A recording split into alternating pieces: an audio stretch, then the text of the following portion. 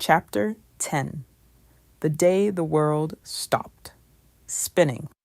Monday morning dawned, gray and heavy, but Mina woke up with a lightness in her chest.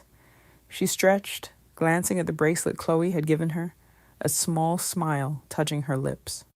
Another day, another chance to tell Chloe how much she appreciated her, to have fun with Maya, to connect with Liam. Everything felt perfectly in sync.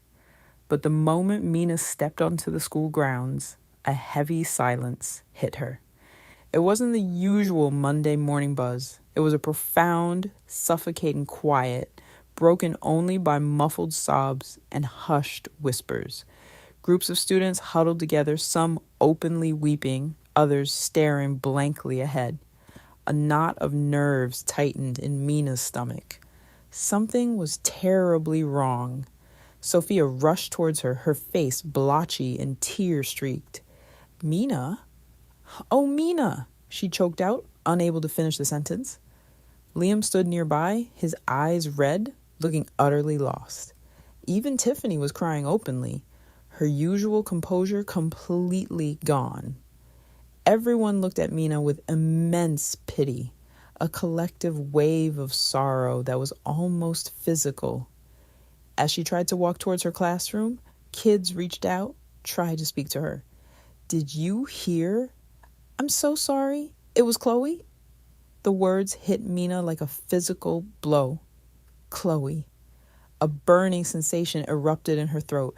A hot potato lodged deep inside, blocking any sound, any air.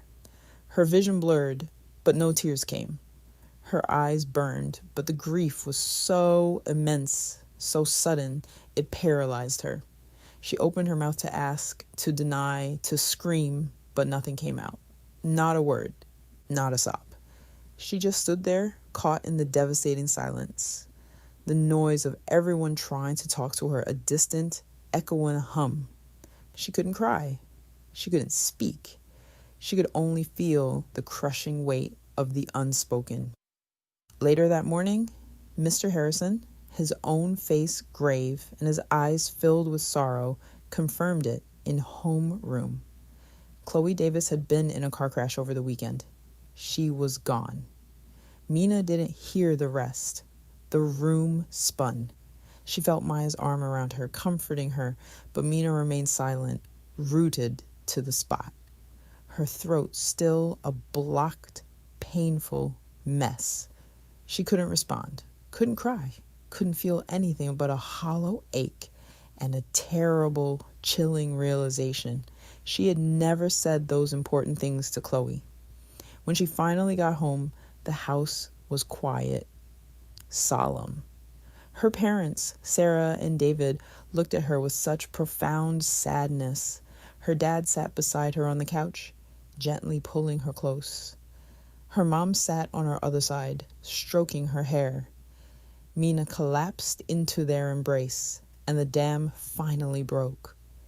Tears, hot and relentless, poured from her eyes, soaking her parents' shirts. She cried until her chest ached, a deep, persistent soreness settling in after what felt like 2 hours of uninterrupted weeping. Her parents didn't try to stop her.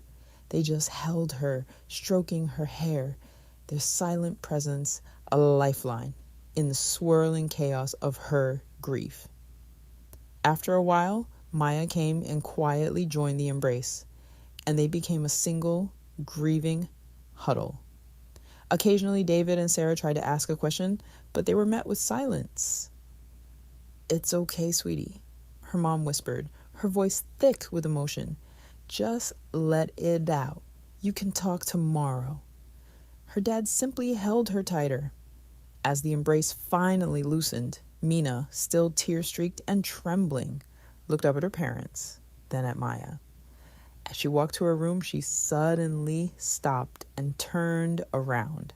Her voice was raw, raspy from crying, but clear. "I can't talk tomorrow," she croaked. "I have to talk today." She took a shaky breath, looking from her mom's tear-filled eyes to her dad's steady gaze. I love you both so much," Thank you, she whispered, her voice cracking. Thank you for adopting me when my own family didn't want me. You gave me everything. Then she turned to Maya, who was still holding her. Maya, she said, her voice filled with fierce emotion. You're my best friend in the whole world. When you stuck up for me online, when you told them not to dare say bad things about me, I felt like the richest person on the planet. I'll never forget that feeling, not till the day I die. Maya, equally tearful, just tightened her hug. Her parents looked at each other, their faces filled with a profound mix of heartbreak and overwhelming love.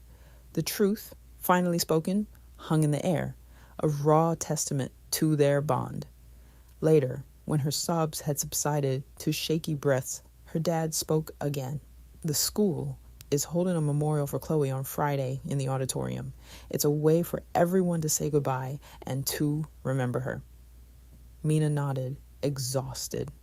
Friday, just a few days away, a few days to try and understand a world without Chloe, a world where tomorrow might never come.